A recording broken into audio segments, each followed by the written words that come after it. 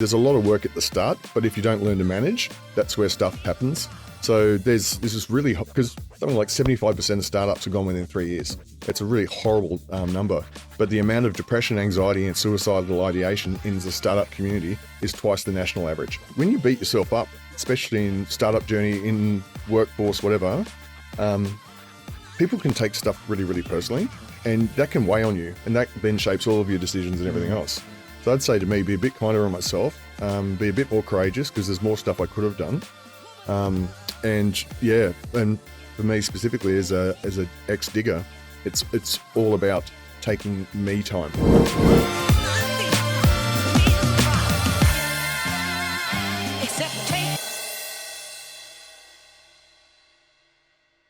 Thanks everyone for tuning back into today's episode of The Few, and we're trying something a little bit different today. We're in the vlog studio and really, again, excited by the talented individual we're going to be speaking to today. Actually, I've just realised we can't do the intro the way we normally do it, Sean, because he's literally sitting right here. Like, absolutely right next to us. No, not at all.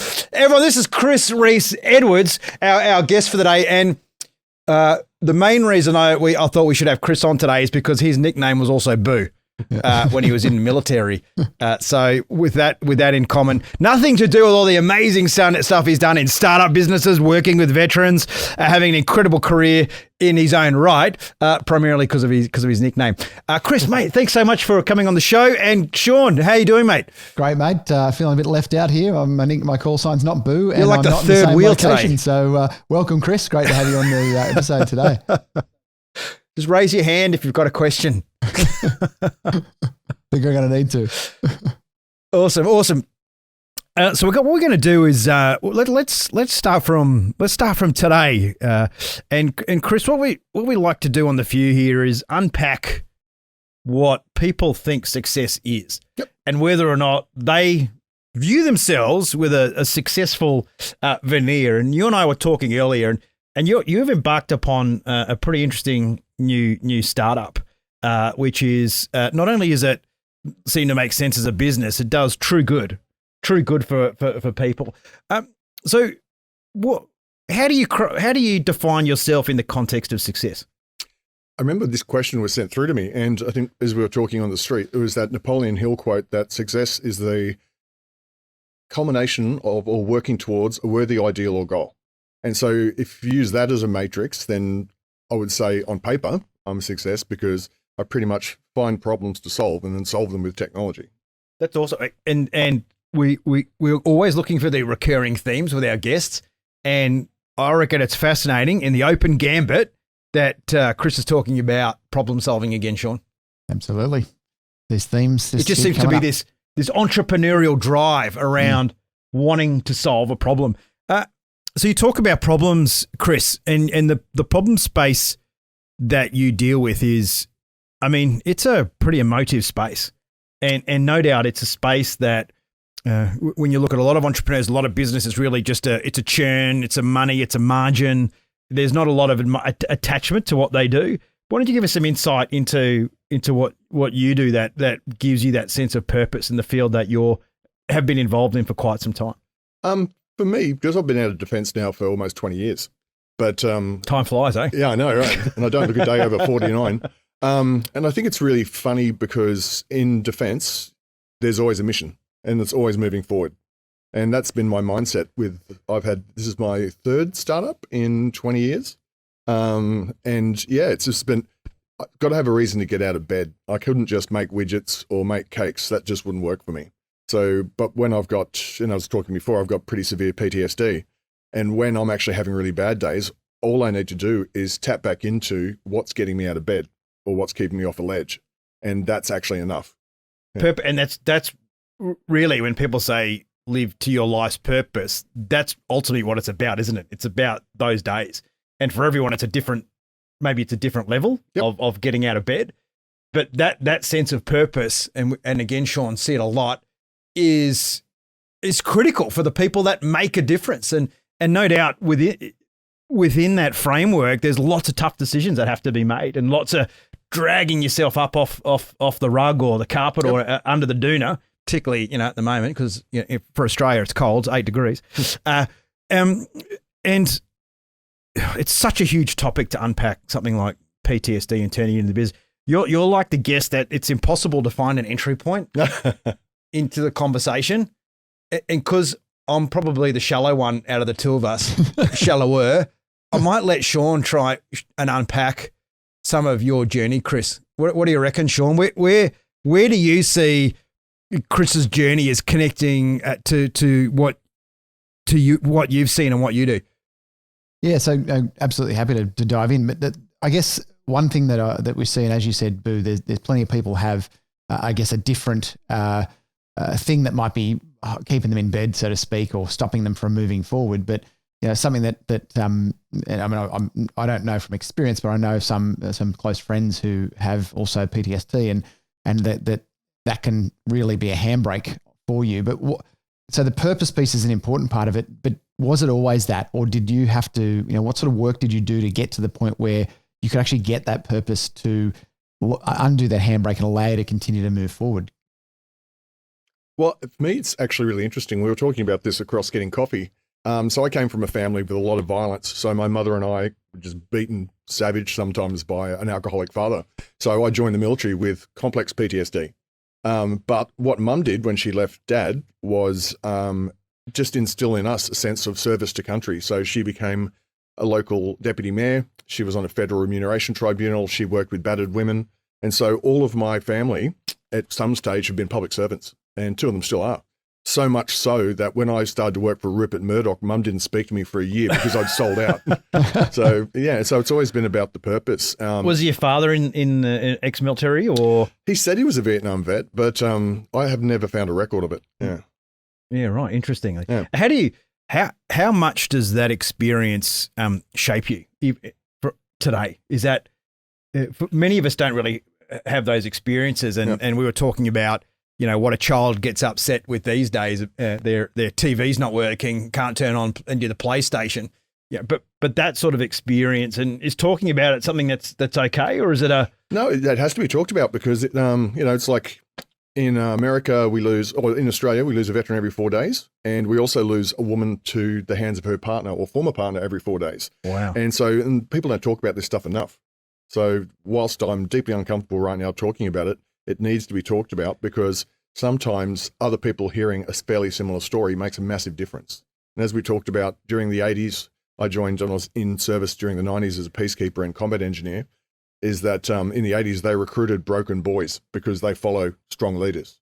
And they have no interest, or didn't have any interest. There's a lot more work done around mental health now, but they had no interest in fixing you. They just wanted to point you in a direction. So you think that they fully acknowledge that there was a PTSD element to what maybe it wasn't defined as that at the time, but that there was definitely something there that they could shape and use in combat? I look at the Vietnam vets that trained us, and they were just broken men. And back then, I don't think I'd ever heard the term. So the research came out 2 years ago. It said 46% of us leave the service with a mental, moral, or physical injury that's going to be permanent. So I love that Angus and all these other guys who are running defence now, it's on the radar. And that's good, and there's programs in place. It's taken a bloody long time. Yeah, and a lot of broken people. Yeah, and how many lives? Hundreds of lives, So talking about these things, as ugly, as uncomfortable as it is, needs to be done. But does that not get overwhelming at times? Oh, yeah.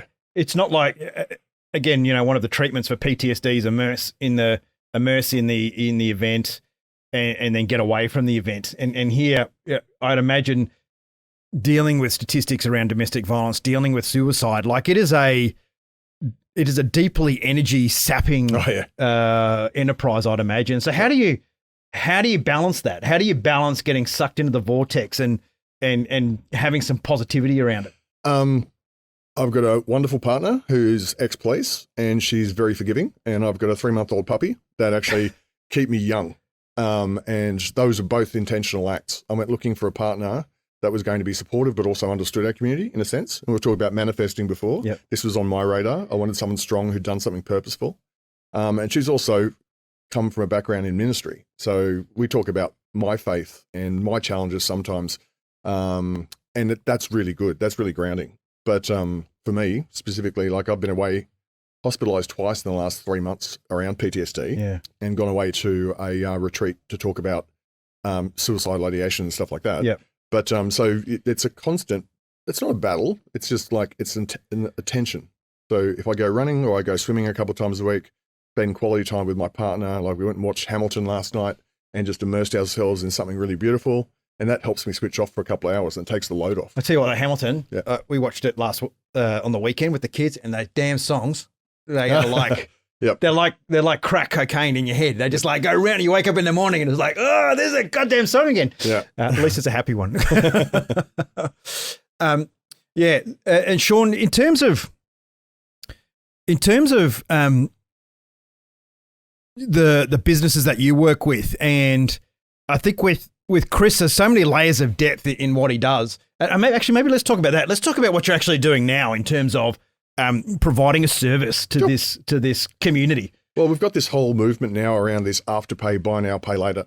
And one of the driving factors for me to look at doing something like that for veterans is that something like a third of veteran suicides are directly related to financial pressures. So we've built a platform called Coda that is basically a buy now, pay later to pay off cost of living expenses. So the idea is you give us your bill and we'll pay it off and you pay it back over 4 installments. So it's not about impulse buys. It's not about late fees and things like that. It's more about a service to the community that's dearly needed. Because for most veterans, and look, I see this as application beyond veterans and first responders as well, because most people live on a fortnightly or monthly pay cycle, and there's just those months where something happens, right? Yep. Out of your control, you know you're going to be good for it in next pay cycle, but you need the cash now. Yeah, there was one of the banks came out not too long ago and said 75% of Australians are unable to meet any unexpected expense. Yeah. So, And couldn't find $2,000 if they needed it. Yep. Yeah. Which is pretty scary, really. Oh, yeah. Yeah. Well, it's, as I said before, we lost a guy earlier this year over a $50 phone bill. He was too embarrassed to actually ask for money. So if we can solve problems like that, then that's what gets me out of bed. That's a pretty motivating thing to get out of bed for. And your experience with this is, I guess, problems are solved by people that can bring unique perspectives to common problems. And you were in the military, you had experience of this yourself, and then you've made a journey into the digital space. So how did that unfold? I was drunk on Brampton Island, and I met a guy from Census who said, "You talk a lot. Would you like to come and work?" It was fantastic. It actually changed my life. That was 2000, and I was on Brampton Island as the activities and entertainment manager, doing karaoke and beach volleyball for a year. And this guy came with his fiance, and he said, "You could talk underwater. Do you want to come and work for us?" And so I was just saying this to my fiance last night. My base salary was almost 1.5 times what my military salary was. Wow. And I was making all this commission as well too as a sales role.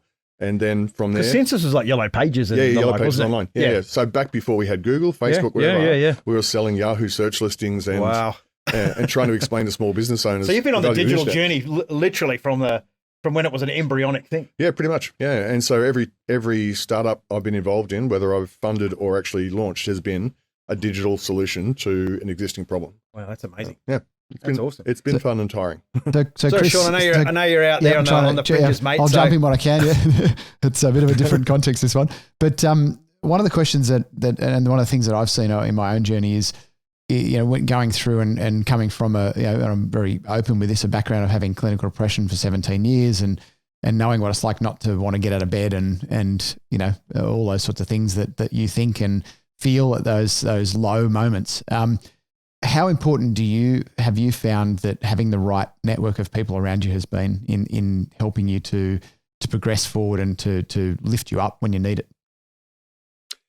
It's been crucial. You built a business around that. Yeah. Well, so what they say, you're the sum total of the 5 people you spend the most time with.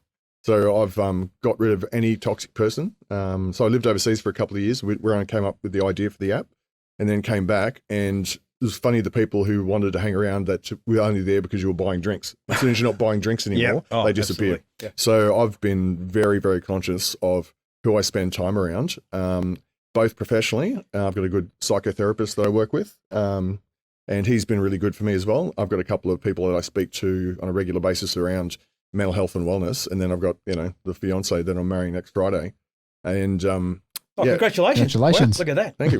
Taking you away from your marriage preparations, which are no doubt to the letter. Oh, it's you think running a startup stressful? Boy. So you built an app, and the purpose of this app was basically using the inherent capabilities of smart devices, your watch that can measure biometrics, Yep. and then it would send indicators that someone was under stress, and then it would create an alert system that would put them in touch with a network that could support them in that moment, Yep. which was sort of beyond their control when they're potentially going to make a harmful decision. Yep, and spot on. And when we did the trials, what we thought was really interesting is because veterans and their partners, whether male or female, my other half knows absolutely everything that's going through my head when I'm having a tough time. So what we found that was really interesting in the trial was you had your smartwatch on and that was doing the detection of stress, but then your partner had the app on her phone. So she could see or he could see when you were spiraling. Yeah. And so that for us was amazing. So when we did a trial with 100 people from a company just down the road here, what we found is, because there was 3 screens you go through as a triage process, 28% of people had gone right through to that last screen in the last 30 days. And because they were inherently stressed and weren't realizing it. We even had someone resign from work because the app finally showed her and her partner what he'd been trying to tell her for years. Yeah, wow. You're so super stressed, it's impacting your sleep. I think we improved a marriage and a sex life, we were told, which was deeply uncomfortable because she's told it in front of everyone.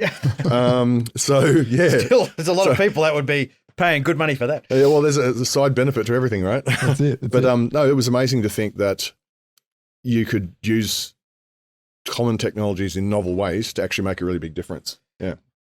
I like the innovation story as well. I like that, because you're an innovator, right? And when you look at innovation, it's not getting a blank sheet of paper, is it? Coming up with some left field idea that's never been created, never been invented before. It's an evolution or bringing together existing components in a highly innovative way. Yeah. Would that be a way to describe it? It's funny. I ran part of the innovation lab at News Corp. I was on the global panel and we'd look at stuff that was really innovative, truly innovative. Like, here's a brand new technology. How could we use this in a new way? But I don't think I'm actually much of an innovator in a sense. I'm just using stuff off the shelf in a way that's kind of been proven in other markets to solve a problem. So, but isn't that genuine innovation because it then gets used rather than, spaceships that you can put in your backyard, which is innovative and conceptually possible, but isn't going to see the light of day until 2300. So what was it? It was 2015 or so. I was running events for AdTech and iMedia. So I got to sit in rooms with guys from NASA, JPL, and IDEO, the world's most innovative agency and stuff. And you look at... Was this when NASA couldn't figure out how to get spaceships into space? I think it was around the same time, yeah. And it was really funny to sit down with these guys who are real innovators. And so they'd use de Bono theories and stuff around, all right, come up with an idea that actually helps with healthcare and think about a trampoline and a frog as stimulus. And you're just like, sorry, what? And the ideas that came out, and we weren't allowed to stop doing ideation until we had 100 Post-it notes on the wall. And so it was really amazing when you gave people structures around innovation or thinking and then set them free. And there was a no dumb idea rule. And there were some really dumb ideas, and most of them were mine. But and from that, they created 3 companies and 2 technologies. It was just mind blowing. Yeah, that to me is innovation. Yeah, there's a process that I use, like I've talked to with my clients that I work with. It's that concept. You said there's no dumb ideas, and it's the yes and theory. Like, it's like yes, and what about this, rather than no or but, right? Which just shuts down that idea. And it's that concept that if someone randomly says a banana, and you're like, banana, let's capture it, and then later on someone says an apple, and then you capture that, and later on someone says an orange, and then in the end they go, how about a fruit salad? Right, but you wouldn't have got the fruit salad if someone shut down the banana as being a dumb idea. You never get through to that final outcome. So I think it's so important to, when you are looking to come up with new ideas and innovate, to consider every idea, even if it's a trampoline and a frog or a banana. You never know what that's going to stir up. And often it's those left of field things that really start to put some of those puzzle pieces together. That's what I've found as well in that process. I think it's interesting. We were just talking about one of the banks releasing an index of what was making people really happy. And, money sits really down low on that list. But when I was at News, we put out an employee suggestion box to try and improve staff retention and also happiness at work. And we got about 300 suggestions, I think, in total. And the one thing that made the biggest difference was putting more cutlery in the kitchen. And it was ridiculous. And so people would actually stay in the office and have lunch, but the cutlery was the thing that moved the needle by about 20%. Incredible. And that to me is innovation in a sense, because they did what I do, is you ask the market what it needs and then give it to it, and maybe do it in a novel way. But I love that story has just always cracked me up, because you could see the difference in the energy in the room, where people all started to co-locate, which is a big thing around startup and innovation. Is you had the dev guys beside the design guys beside us in the sales and content teams, and we all started speaking the same language. And then the ideation that occurred at those tables, especially when the bar was open, was just incredible. But you're right though. There's nothing more annoying than there being no fork and 12 knives in the community drawer when you want to have something to eat. When you talk to entrepreneurs, or when we talk to entrepreneurs, they're very much vested in their business. Talking to you though, Chris, it seems that you're very much vested in the people that use your service. It's a bit of both. So with Coda, I'm not going to run it. We're looking for a CEO for that right now, because I know that startup for me can be quite draining, but and especially the purpose, because it wears really heavy on my soul. When we sat down with the Governor General a few weeks ago, and he was just like, so, what's your experience? Tell me your story. And they're so far removed away from the actual problem. That's the biggest can you can open, really, isn't it? Because they want a 2-minute or 30-second soundbite. They were just, with respect to him, they were looking for sound bites for Anzac Day, and that was perfect. Yeah. But when we speak as frankly as we do about what we're doing, yes, it's exhausting, and that's where I saw your mate down there. It's exhausting, so I have to step away from it. As much as possible. But I love building the teams. So when I was at News, we had about 26 on the team or so. And it was back to co-location. I had everyone sitting together, journalists with sales and marketing and whatever. And that, for me, watching set them free. And so same thing, no stupid questions. Everyone at the table speaks when we had our meetings. And the stuff that came out, and we won a couple of, or nominated for some industry awards because of the work that the team did, because they were set free and they'd never been asked.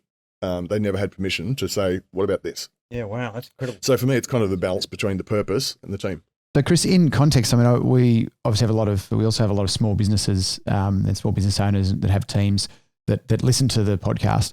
How could a small business owner translate that into a small team? How would you suggest they open up the platform? Because I know that there's a lot of, I suppose, perceived resistance in many small businesses, that the team don't want to buy into that. They just come to work and they do what they do. And how have you seen that adapt and change when you give people that opportunity, or give people that forum, and how could we potentially do that as small business owners, for example? Well, what I think is really interesting that's come out of COVID is working from home and working across borders. Borders don't mean anything anymore.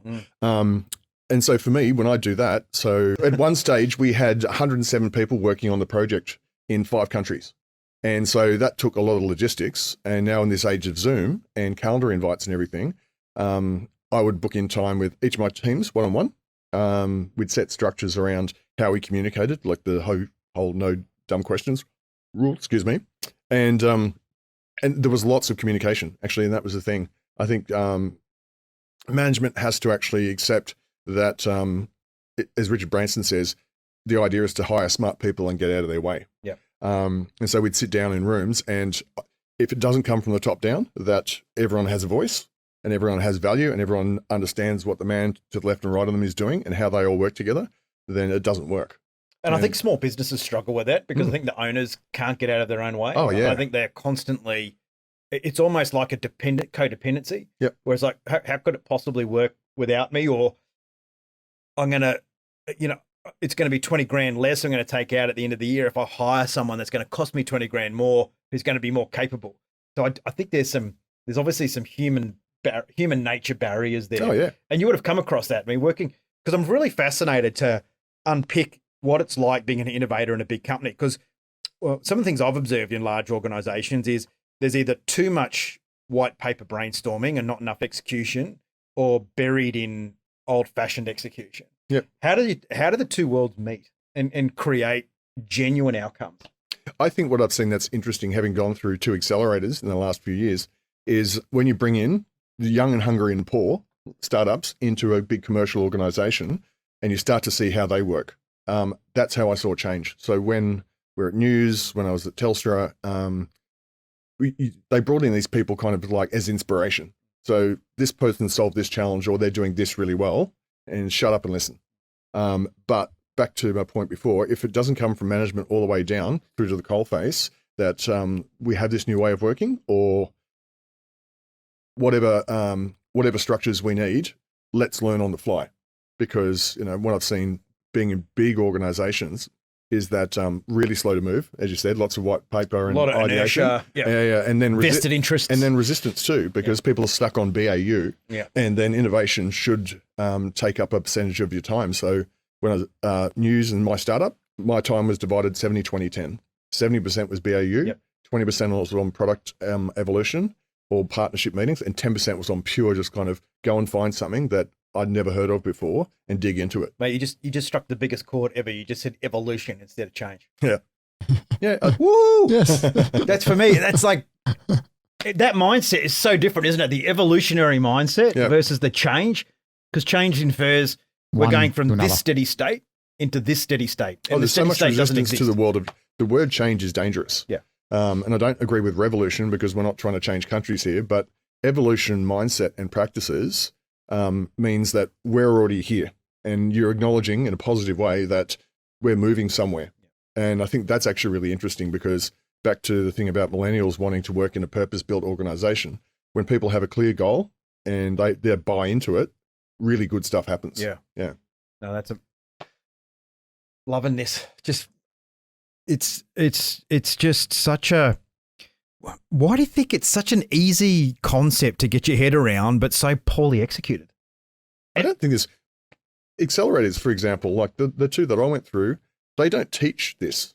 But take yourself out of the environment. Yeah. Let's say you're a high performance athlete, right? And every day you're working with the Olympic swimming team and you're hanging out with Olympic volleyballers and Olympic. So within that environment, you would kind of say, yeah, look, other people, they kind of get it. Yep. But you put them down at the local pool. Yep. And you say, why can't the people at the local pool swim the same as we? That's like a lot of the world doesn't think, act, or live in the communities that you create for yourself. Right. As you said, having made the decision to make the sum total of the 5 people around you and then the 5 people around them, we create, I think Sean has through his community, I work in high performance, you work in startups. We have created a rarefied atmosphere, the few. Yep. So what is the disconnector between people that get bogged down, that do not have a growth mindset? What is it about that disconnect between these groups of people? Why are these people toxic? Why? That's probably maybe the $1 million question. Yeah. Like what differentiates the few from so many people that can't shift? I definitely think you've touched on 2 points. One is the tribe. Yep. So how do you be better at tennis? Play a better player. Yep. And then the second part of that though is appetite. If you don't want it and you don't want to change, and there's nothing wrong with the people out there who just want to do a 9 to 5, watch the NRL on the weekend, have a barbecue, and if that's all they want, and that's totally fine. And countries are run by those people. But the few that actually want to get out there and really, really push. For me, when the first startup, I did 280,000 kilometers in the air to 5 countries to learn what technologies could be done, and sat down in rooms where I was the dumbest guy, and it was awesome. And I asked dumb questions, and that's because my ego wasn't in the way, and I really wanted the win. And so trying to get, and so why back to the millennials with purpose as well too. You show them what the win is and what they're involved in it, and suddenly the appetite increases, and then they'll work a little bit harder, they'll work a little bit smarter, and they'll ask the dumb questions that need to be asked to solve the problem. Yeah. It's interesting. In aviation, we do this thing called crew resource management, and it effectively teaches everyone their strengths and weaknesses. So they teach captains that, look, you've been around for a while, you're going to want to just step in, handle the situation. You're a new person, you're going to want to withdraw, you're not going to want to contribute. It's one of the few environments where you're actually taught how to work together. That's interesting. As a team.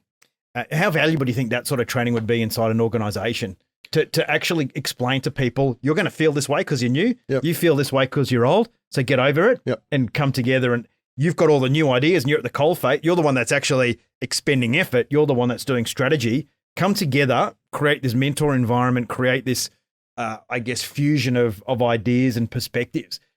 How important is that, and how would you do it? The way I've done it in the past twice now actually is used De Bono's 6 thinking hats and then actually map those hats against the people on the team.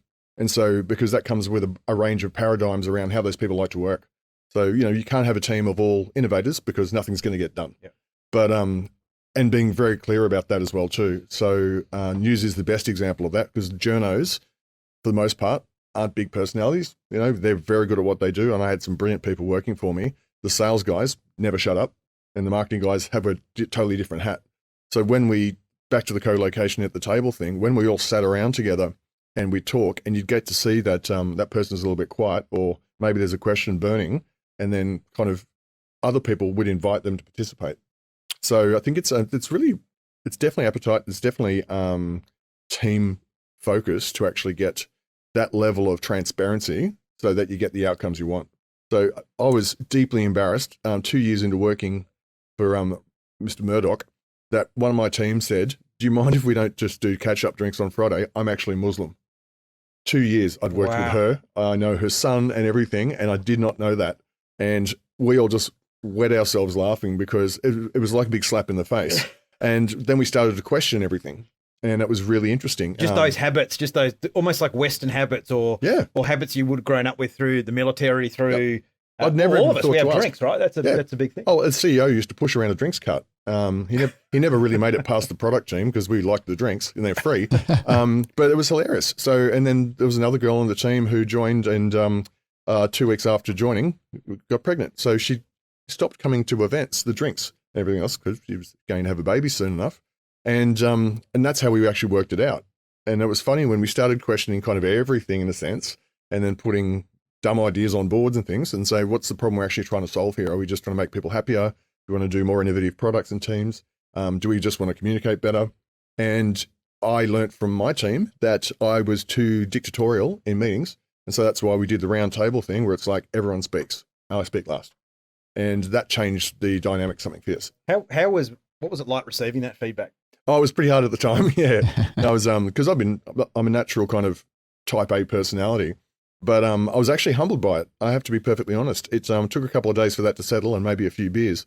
But when I put it into practice literally the next day, you saw the dynamic change really quickly. So when working for Rupert, I had one of the best team retentions because people loved working together. And to the point where when I left, I was the tipping point and a bunch of people started to go because the energy's gone and the leadership's gone. Yeah. Interesting. Leadership. Yep, leadership again, another theme. But speaking of leadership, it's a good segue. Yesterday I spent a bit of time with one of our previous podcast guests, Jen Jevons, in her business Pixel Palace, doing a leadership day with her team. And one of the things that we'd seen due to rapid growth in that business is that there'd been a disconnect between leadership and the team. And yes, they were all busy and it was all happening and they were growing very rapidly and they doubled the size of their team and all sort of stuff. But what had been forgotten was that integration of the leadership kind of started to look more like, as you just said, Chris, then a little bit more dictatorial than collaborative. And all it took was a few hours, getting back in the room, go back to realigning with the vision, go back to realigning with the values, to stress test how the business was going with those values. And I've just had some feedback earlier this morning that the whole team has shown up differently. They've shown up much more engaged, feeling much more aligned because that piece had been kind of neglected during the focus of growth. And now it's like we need to come back. We need to support those people. So it's a very, I think it's a very important part of that process is not to be a leader that is dictatorial or driving it wherever you want, irrespective of what other people say. It's, as you said, take it into account, take other people's input first, and then respond to that because it's very, very powerful frame. A question I had for you, Chris, is, how do you perceive the concept of failure and how do you move through that if something happens, a setback or a failure, or however you refer to it? What's it Michael Jordan's quote? He's missed 10,000 shots, right? And it's like, it's a learned behavior to actually just keep, picking yourself back up. So for me, failure is if I don't learn the lesson from the failure or whatever the incident was, that's failure. That's complete failure. Yeah. That's a good point. I looked at my last startup and it didn't go as well as I wanted to. And we did some amazing stuff, but now I know for the next one, I'm getting out of the way. So I'll lead from the back. with a team, and I'll put them all in place, and we'll do what we need to do to get that solving the problem. But because I've learnt from past experience where my weaknesses are, and also how to manage myself. And I have to be really committed to my fiance as well too, that she knows that when I'm heavily stressed, I'm not present. Yeah, you can be so consumed in a startup. Oh, yeah. I was doing 110-hour weeks for 6 months, and it was brutal. So, like, my skin breaks out, my hair falls out. I got my first grey hairs because of a startup, and I'd never had grey hair before. And so I look at all those kind of failures in the way that I led or that I did stuff, and I'm using those to shape what not to do next time. So let's unpack that. Somewhere along your journey, did you just have this moment where you went, when did you first realize, oh, I'm a leader? The buck rests with me. And that awareness of leading, when did that sort of hit you? And then you started on a program of being the best leader that you can be. Oh, look, I wouldn't even say I'm a good leader. I think I'm a decent leader. But do you remember a moment where you kind of thought, hang on a tick, all of a sudden It was really funny because you can lead in different ways. So when I was 16, as I said, my mum moved into public service and we all became public servants. So we always had this sense of purpose and showing up and getting the job done. And I remember one of my first times in the army that they asked me at chapel to read from the Bible, which I'd never done in my life. And because I've got quite a big voice as well too. And it's funny how— You do have a good voice for radio, mate. I think you'll make Sean and I look bad in the podcast. I've got a good face for radio too. But it was really interesting is like that the impact that had on the boys around me is like, because we naturally look up to people on podiums or with higher rank or whatever. But when I got into the corporate world, at Yellow Pages Online, it was all private school boys, and no disrespect to them, but we'd all just done this training course together. And then our boss at the time said, all right, everyone speak for 1 minute about who you are and why you're here. And he did the Simon Sinek. What's your why? Yeah. Are you just driven by money? Do you want to be celebrated, whatever, blah, blah. And I got up and spoke last. So Scots College. And then it's like former Army combat engineer and peacekeeper. And it changed. And I've been on training with these guys for 2 weeks learning, and the energy, because we're 2% of the population who put on uniforms in service of country, doing ostensibly a high risk job. And these young guys who were just like, oh, you're just really gobby, suddenly, oh, wow. And that's actually shaped my career. Yeah, okay. Yeah. And you own it, right? Right. Do you own it? Do you feel like it's like I certainly, for me, find it a rock to say, because only I know my journey through defence, like 11 years and what you do and the connection but you can never really, particularly as a fighter pilot, the only way you can explain it is it's a bit like Top Gun, but not really. It's kind of hard to contextualize defence, isn't it? And it's an area where I think people struggle is transitioning out of that environment. I think it's interesting is that the good stuff that comes out of defence, like resilience, teamwork, courage, and courage is a really interesting one that I talk about quite a bit now, is because courage is acting despite fear, because we're going to be fearful. And back to the engagement with some people who just want to go to work and pay for a mortgage or whatever, some of that action is just out of fear, so they might have these great ideas to start up something and do it, but they don't have the courage to act on it or take that next step. So it's interesting. So I think more good comes out of defence than bad by all means, but trying to explain to people why the 2% of us do these batshit crazy jobs, which scars you for life for the most part. It's really, really hard. And there's a bit of an adrenaline attached to it too, I think, or a prove yourself. Or I think I was quite a fearful kid, and I was pretty timid. But I think over time, like I would say today, I am virtually fearless. Okay. What's your relationship with fear, and how's that shaped the decisions that you make in life? Fear's driven my whole life. So growing up as a child in violence, where your parents are betraying you because mum's supposed to protect you from dad, and dad's kicking the living shit out of you. So you make every decision based on fear after that. Wow. So it's legit survival instinct. Oh yeah. So driven. The really interesting thing about veterans is, and anyone from first responder, is cortisol that floods through the brain when you're in a fight, flight, or freeze mode. Because you stay in these high stress environments, it actually changes your heart rate variability and your body chemistry. And so, for me, even watching Hamilton last night, something happened in the seat behind me and I broke out in a cold sweat. But I had to learn courage to actually just breathe through it, not let it show. So it's really interesting. Does it actually literally change the chemical composition of your brain? So what happens, and we learnt this with doing our app, is that heart rate variability, which we extrapolated from the app, of a veteran versus a civilian is very different. Yeah, right. And so the really scary part about that, though, is because it can change it up to about 40%, is that we've lost 2 guys. So when you have a heart attack, because your heart's not as strong or it's under more pressure, one of my mates was jogging with a mate a couple of years ago, and he dropped dead from heart attack and was dead before he hit the ground. And they just couldn't do anything because his system was just so kind of flooded and broken. And that's not an uncommon story. So yeah, it's really interesting. Yeah.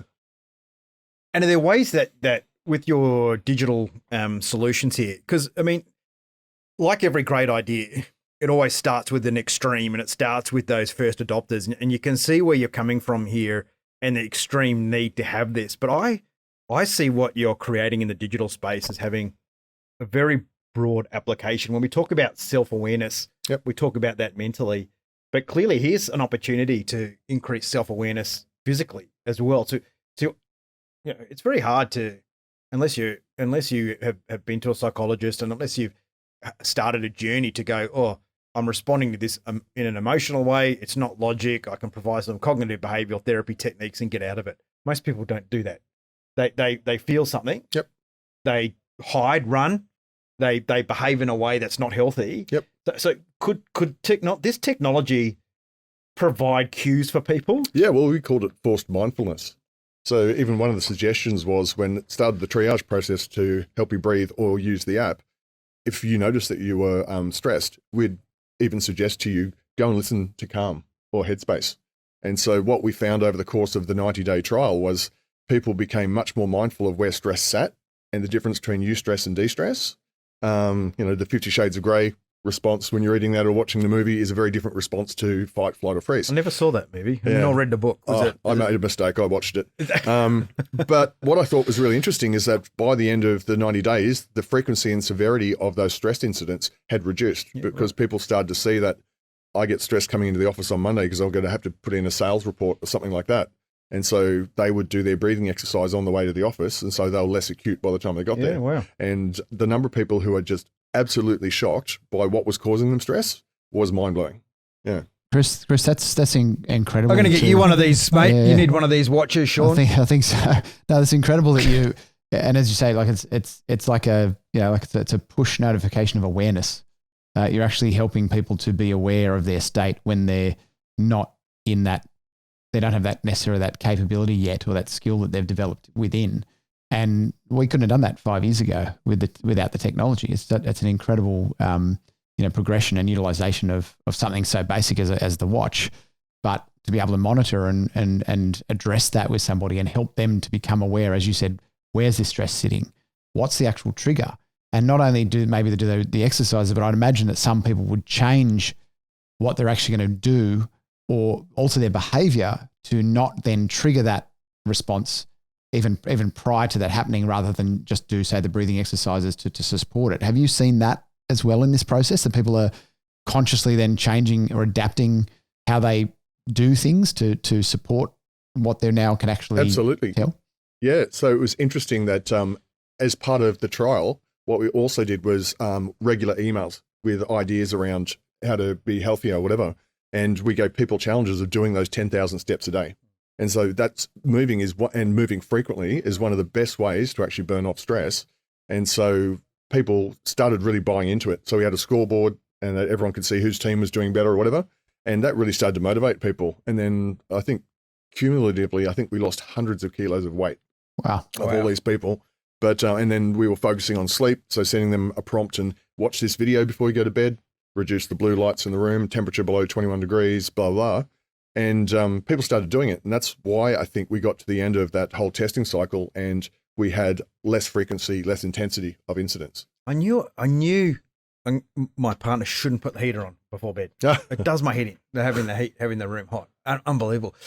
Chris, you shared with me a few weeks ago when we chatted some other insights, because I've got to admit your brain is as big as a planet.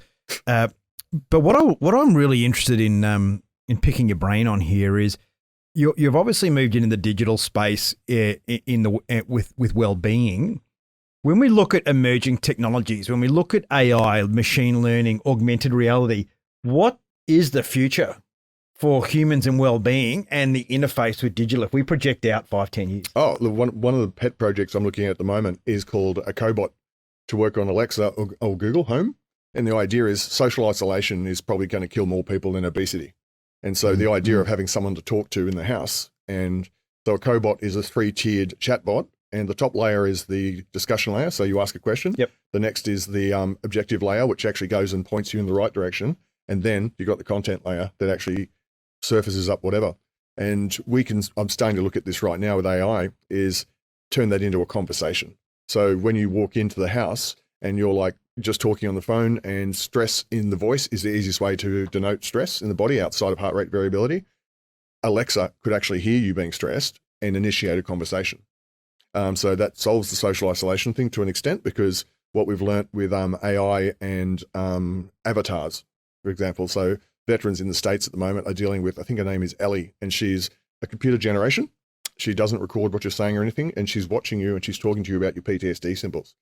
Guys are twice as likely to be honest when it's to an avatar. Wow. So I think the whole layer of how technology can engage people in new ways and have utility as well too. So it's great to go, hey, Alexa, I need some more eggs. That's one thing. But if Alexa can pick up, I'm having a screaming fight with my partner, initiate a domestic violence call or a support thing at a discrete time, I think that's where we're going to start to see some really interesting things happening. Can people differentiate between, again, projecting this? Do you think people will be able to differentiate between talking to an AI interface or a real person? Well, that's the Turing test, isn't it? So Alan Turing's one was that if you're talking to a computer and you can't tell, then great. And we've been there for like 3-5 years.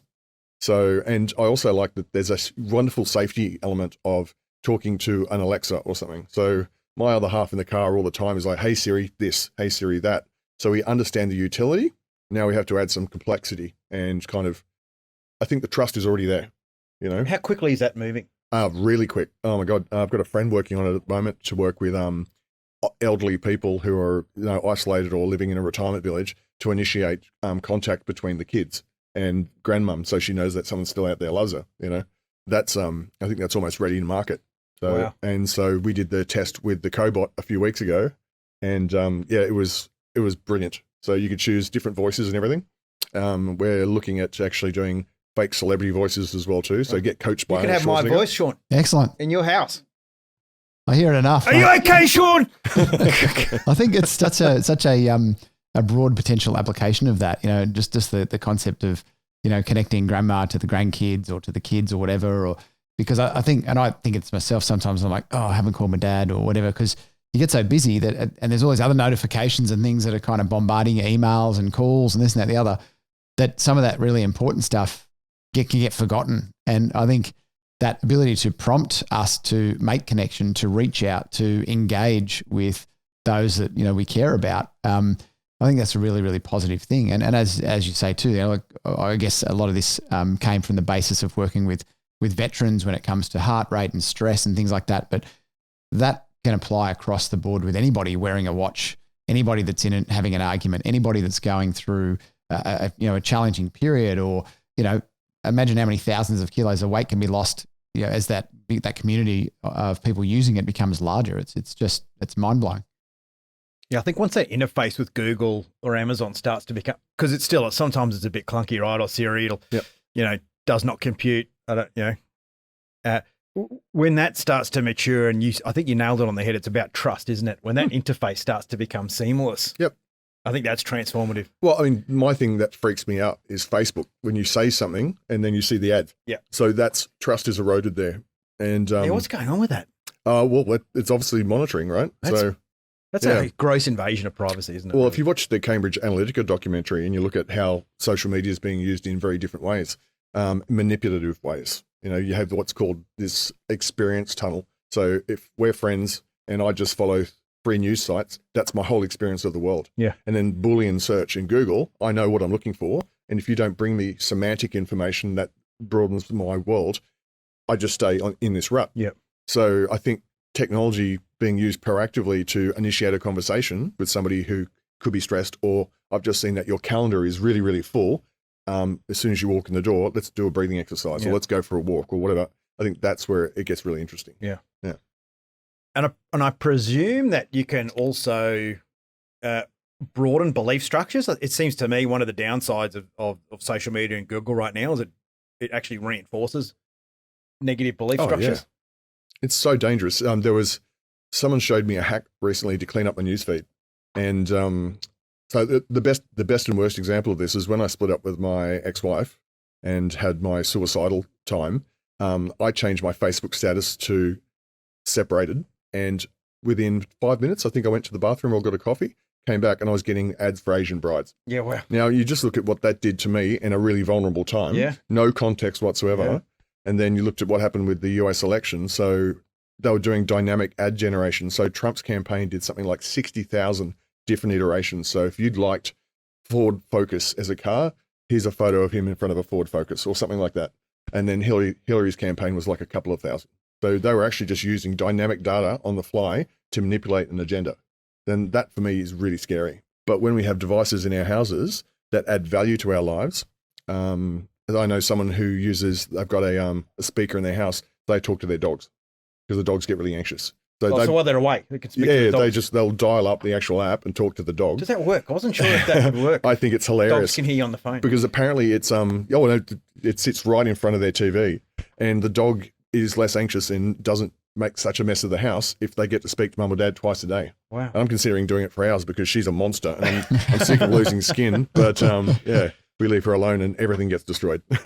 So if you were going to advise someone on getting into a startup and doing, because a lot of entrepreneurs, right? A lot of people want to do their own startup. Yep.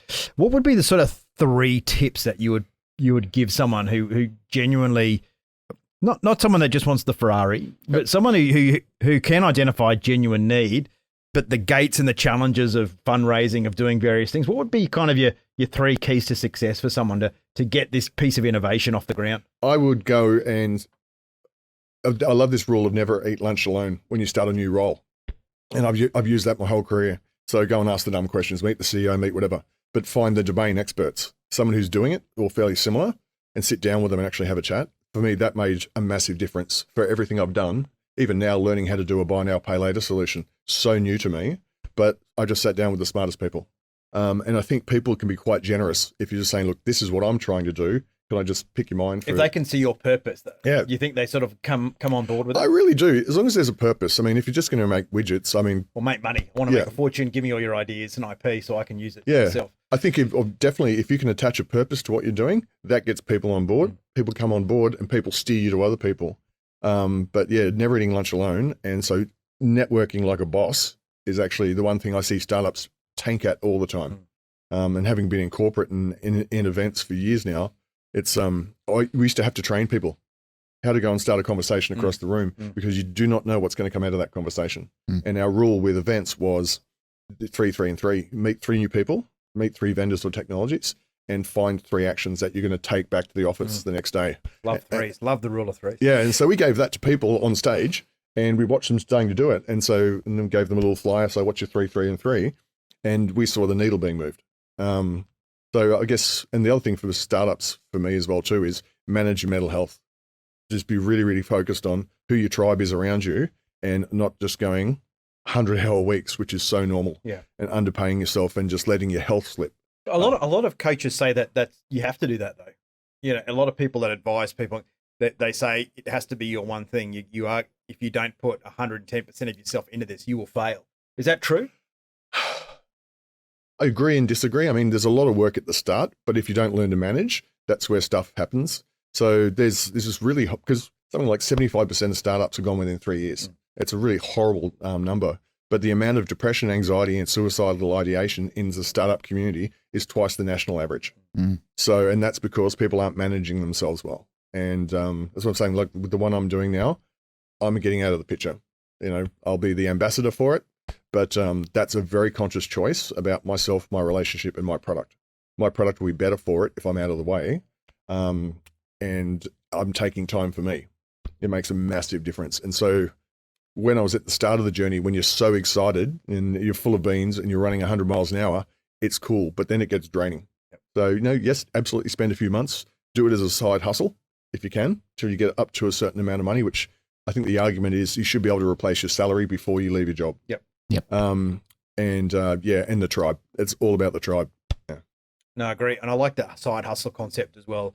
You should be able to find time outside of work in your current paid job to get your idea to something that's moderately. I mean, consider we watch like 4 hours of TV a day on average, I think, in Australia. That's a lot of time. That's Hell yeah. 28 hours across the week or something that you could put into something else. You can. And if it's work, that 4 hours, you haven't found your passion, right? You'll want to spend that 4 hours doing it. Yeah, absolutely. Yeah.